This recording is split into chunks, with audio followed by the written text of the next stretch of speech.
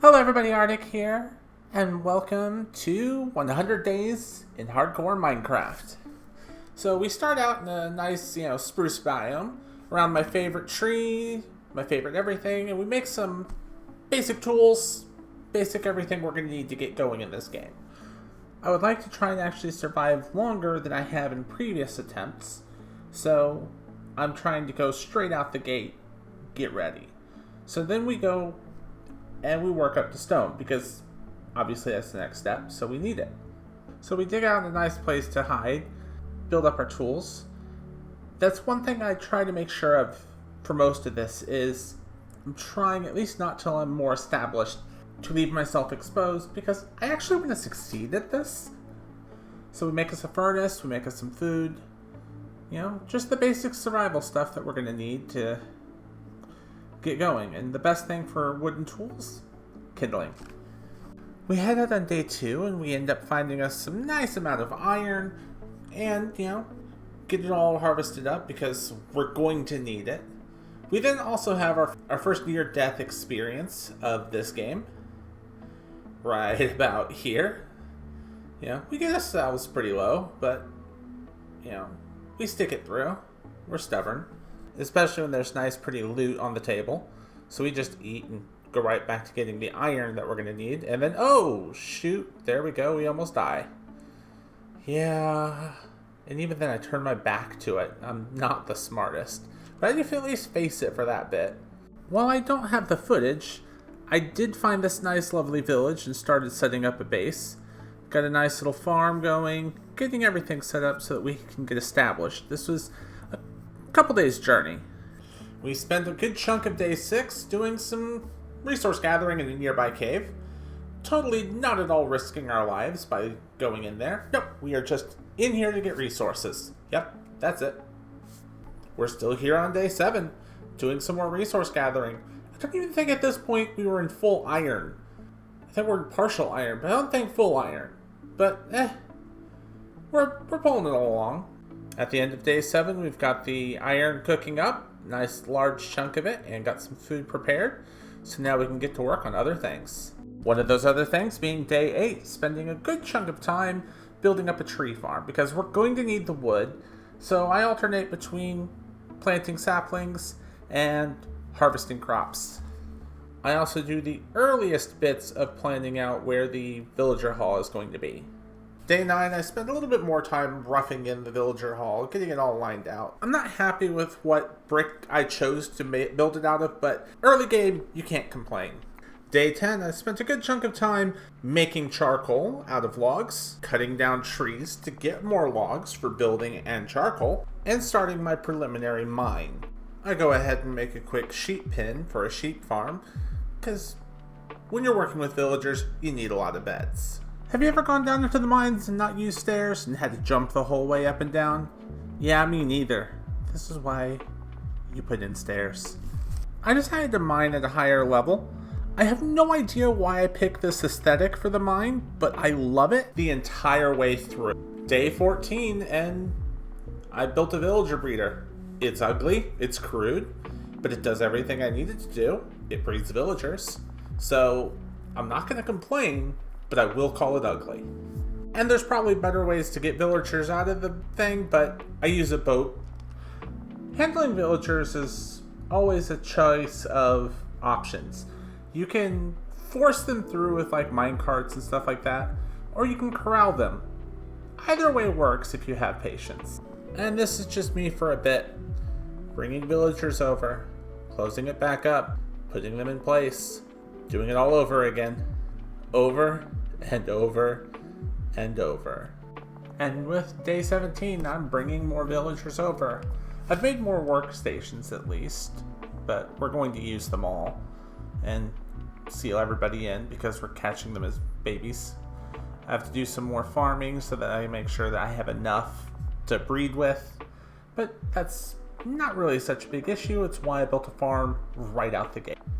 And more villagers. Yay! Hey little guy, one day when you grow up, you are going to make me so many emeralds. I'm paddling a boat, moving across the grass cause I don't have any hope. I'd like to think that I took a sanity break to go mining, but realistically, I was just waiting on more breeding because I couldn't do anything until they did. Well, look here, we got us another villager. Ooh, 2 villagers. Yay, for more traders. One day, I will stop messing with the villagers. But I don't think that day is going to be anytime soon. Day 24, we are still setting up the villager hall. I assure you, this is the most important thing I should be doing with my time, as this is going to bypass so much necessary stuff. Day 25, we are working on expanding the tree farm. Because, I just need more wood. How else am I supposed to get my stuff? Like, selling stuff to villagers. I need sticks. I need sticks. Trading my sticks. Trading my sticks. Making emeralds off little twigs. And the first goal is achieved. I've got diamond gear. About freaking time. Look how glorious I look. The glimmer. The sheen. Don't think that my getting diamond is enough to make me stop working with the villagers. No. I need more diamonds. I need more emeralds.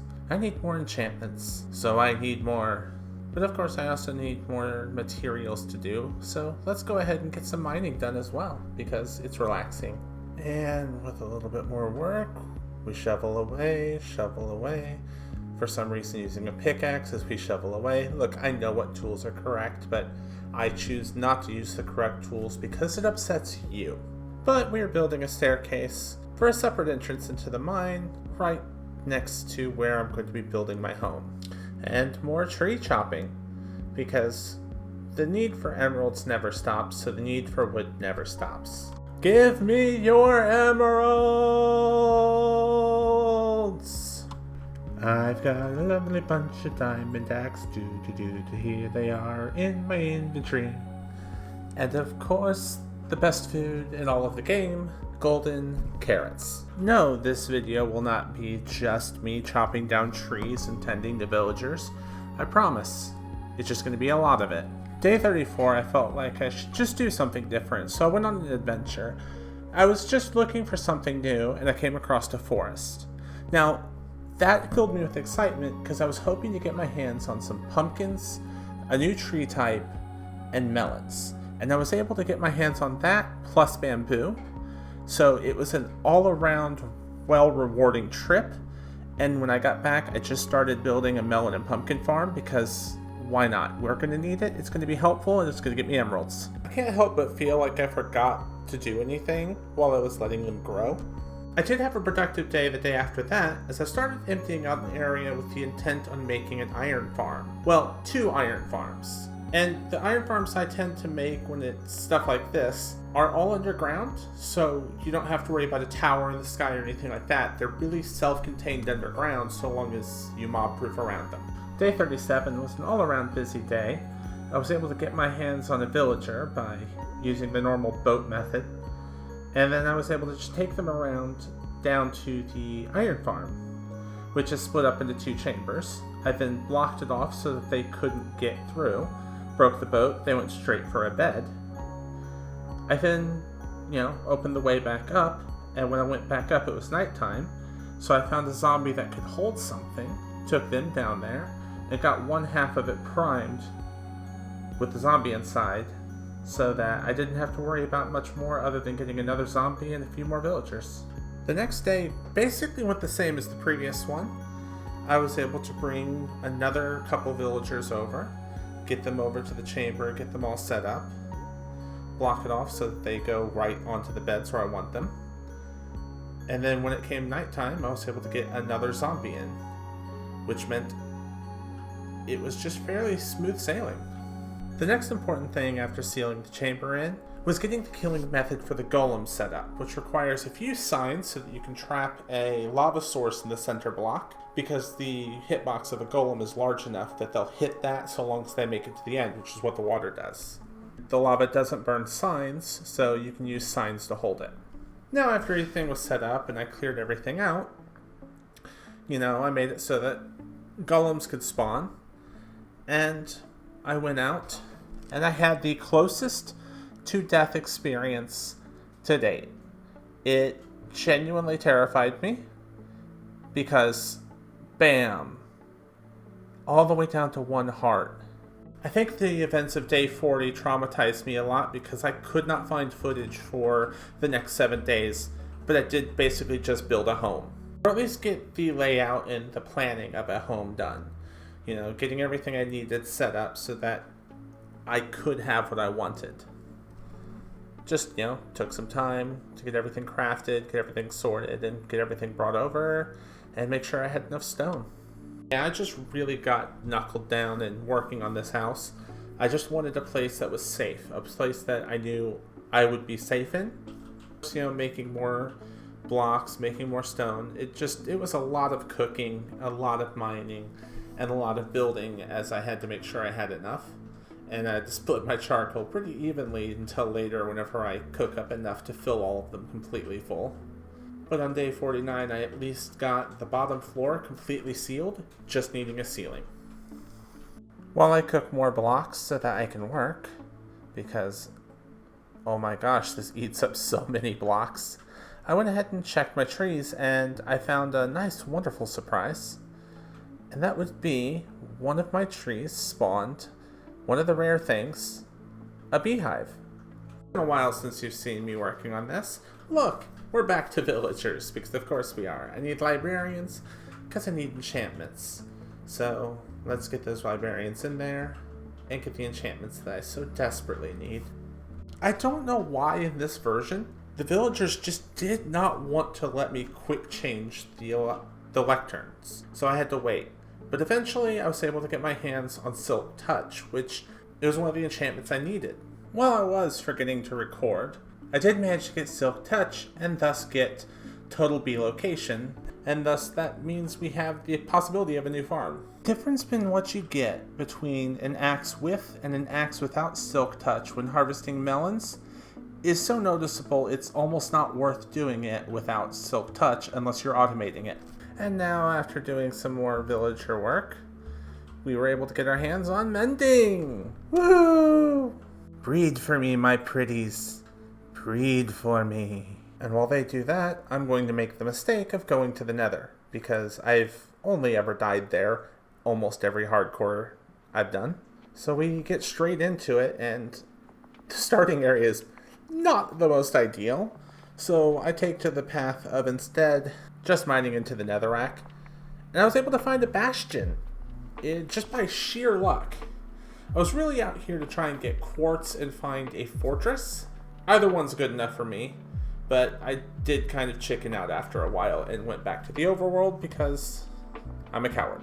I say that, but I go basically right back into the nether after I drop a few things off and pick a few things up. I'm able to get my hands on some quartz, which is what I was really there for. I was able to, plot my way through the backside and even stumbled across the fortress. And, well, had a bit of a firefight with a blaze. I was able to get my hands on some soul sand, some nether root, and I spent some time just farming the blaze to get my hands on as many blaze rods as I felt I needed. Ended up leaving at 12. From one extreme to the next, I decided to head all the way down to basically the bottom of the overworld after leaving the nether, so that I can see if I can get my hands on some diamonds and some other materials like some redstone and all that stuff. And because of how, well, intensive my home is for needing cobble as well as some redstone stuff, I just went back to mining. And a lot of mining. But I also decided to work on a farm. A very simple farm. In fact, one could call it a super simple farm because it was just a sugarcane farm, which I replicate the next day as a bamboo farm right next door. And as if I'm addicted, I'm right back to the villagers.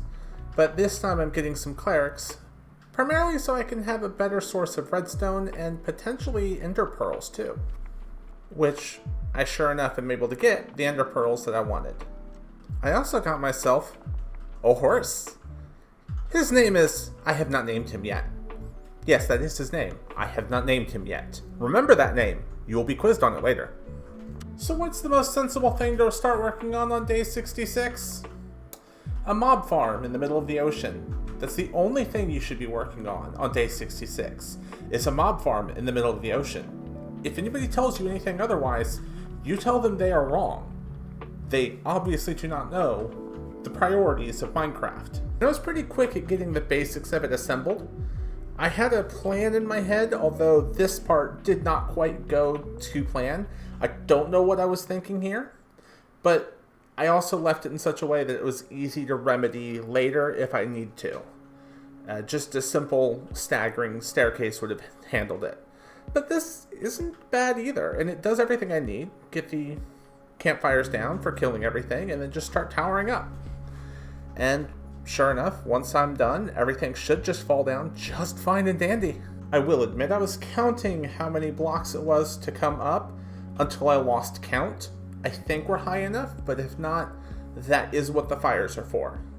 But of course I ran out of materials, which is something that happens repeatedly through this project, because I keep underestimating how much stone I need. So I keep having to do this, which is run back into the mines to get more stone. And now that we're done getting stone, for the first time, we're just going to finish getting the bottom part of this platform done, which doesn't really take that long. Get the water set up. It takes a little bit of troubleshooting because I underestimated some aspects of it, or I guess didn't think about some aspects of it, but once I got the hang of it, we were able to get it all situated. No big issue. And so the next step is just to start moving up and building out the platform above so that the area has places for the mobs to spawn and they can start, getting pushed in once it's done. I didn't put a lot of thought into how I was going to do all of this. I just I know the basics of building one. I know a lot of the specifics of building one. I just kind of free-handed. Going back into the mines, I found the slime down here. I killed it before I started recording, but I have found a slime chunk. But enough of the slimes, that's not important to this project at all. No, we need to get these platforms built out so that mobs can spawn on them. So come on! And it's doing a pretty good job, because if I come here at night, I'm getting attacked constantly. Because I did not think about, until a little bit later, the concept of lighting this up. Also, there's a foreboding glow. What could that be? Oh, a creeper. Yeah, there's a lot of points in this where I'm curious how I survived. But, hey, what do I have to worry about? I just need to go get more stone, because of course I ran out of stone. Again. I mean, this is a continual reoccurring thing. And on my way back with some more stone. Let's get a little bit more work done before we have to go back and mine some more stone. Oh yes, I finally decided to put torches down. I couldn't remember what point I did that, but I finally got tired of getting blown up. After this platform got blown up like 6 times in one night, I said, no, I'm gonna freaking put all the torches down. But now I'm at the point of building the top layer. So this is the shroud that, darkens everything. So it's the last bit I need to worry about. But of course I don't have enough stone for that last bit, so let's go get a little bit more stone. And there we go, now we can finish this up. Obviously this only took one trip. I did not have to keep going to the mines. I assure you this time is for an entire different reason than I ran out of materials. This is the slime chunk. I'm clearing it out because I need slimes. No slimes ever did spawn for me, no matter what I did. I tried changing the lighting and everything, but nothing ever spawned in this area for me. It was like it was mob proof, which is frustrating because it's a slime chunk and I'm deep enough, and I had one slime spawn at one point, but I never got it to spawn again. I did make use of the single slime ball to build a redstone clock in a different way. Not quite the way I wanted to, but it worked out in the end. If I ever manage to get a slime to spawn, I can change it. Already getting some decent drops without running it from the AFK spot. I can't wait to do it normal. I feel a yearn to go see the stronghold. I know it's in this direction. The ender pearls have told me. Although maybe I shouldn't have made this trip in the middle of the night. Though, for the most part, it seems to be going good. But we get to the point where we have to start digging down, and we managed to get pretty good after a few pearl throws. I was surprised by how close it was. Once we get in there, we do the only smart thing, which is start to light things up, and start looking for the portal. The portal doesn't take that long to find, so after we get rid of the silverfish, we can now sort of mark down where this is and go explore. Which leads me to possibly one of the most interesting things I have ever seen, which is a geode spawning in the middle of the stronghold. I know it's doable, obviously it happened, but the fact of this spawning generation it made it look so cool in such a unique way. The stronghold is close enough to base, so I was able to make it back to sleep in my bed on the same day. But now we're in the last 15 days, so it's the point where I need to make sure I'm as geared up as I can to take on the end dragon. This means toiling away, doing anything I can to get more emeralds to do trades. Cause I'm tree chopping. I decided today was a pretty good day to go ahead and just AFK the farm, just a single day. Didn't figure it would affect me too much, but would give me stuff to make rockets. I really needed a couple stacks of rockets for what I had planned, so just a day. I am honestly impressed though, just watching how smoothly this works. Every time I run a farm like this, just most farms, if they run smooth, it's just lovely to watch. And I'm back to felling trees with my glorious axe, starting from the top and chopping to the bottom, starting from the top and chopping to the bottom. And I'm back to just swapping out lecterns, and I've got Prot 3, and I've got a couple other important things. Just not everything I want.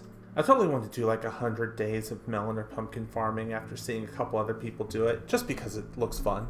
I really do love these 2x2 trees. They give you so much wood for so much return. It's fun to do.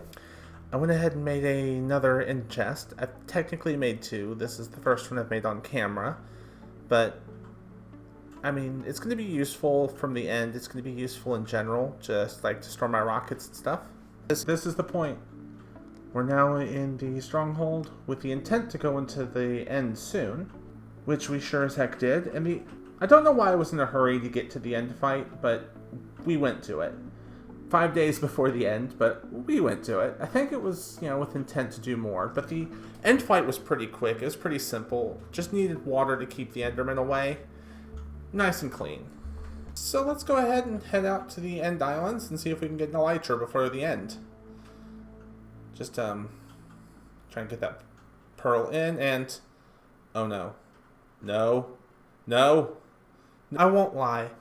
When this happened, I was gutted.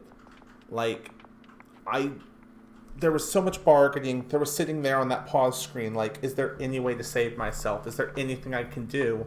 But I'm one tick away from death. There's just nothing. There's no clutch I can pull. I didn't even know where anything was near me. I don't know how I ended up in just the void. But I quit out thinking maybe if I come back in, I'll be on the platform. Maybe I just loaded too slow. Unfortunately, that was not the case. So this 100-day challenge ends on day 95. I had a lot of fun doing it, but as you're going to see, I'm going to try and load in after I have a moment to calm down, but it's too late. This is possibly the most gutted I've ever been at the end of a 100 days or any sort of Minecraft challenge. This is the most invested I think I've gotten into a world.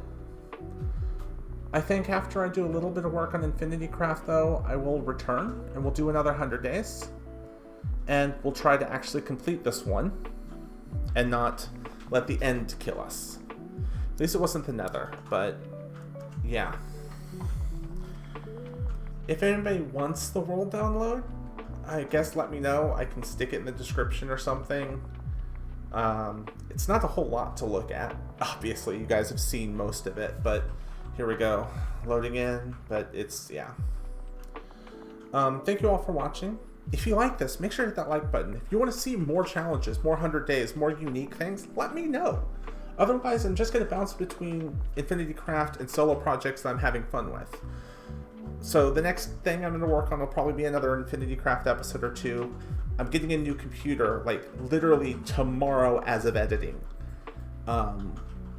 And so everything should look better once I get that all set up. But yeah, thank you all for watching. If you like this, like button, hit subscribe, and as always, you guys have fun. I'll see you later. Bye, guys.